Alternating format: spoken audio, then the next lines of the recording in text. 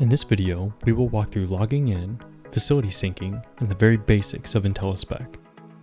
To log in, you will use the first letter of your first name, followed by your full last name.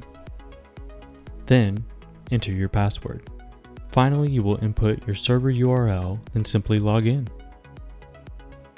If you have forgotten your password, you can click Forgot Password, and a password reset prompt will be sent to your email. While logging into intelliSPEC, syncing will happen automatically.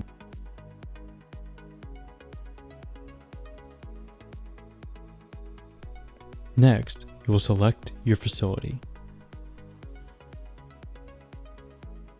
You can select to either download all or choose specific tiers and items for document download.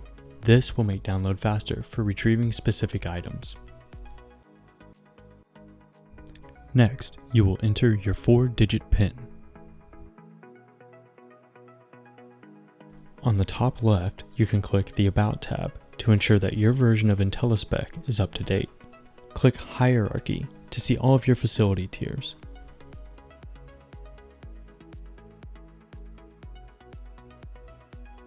From here, you can click on specific items to create forms and view tasks.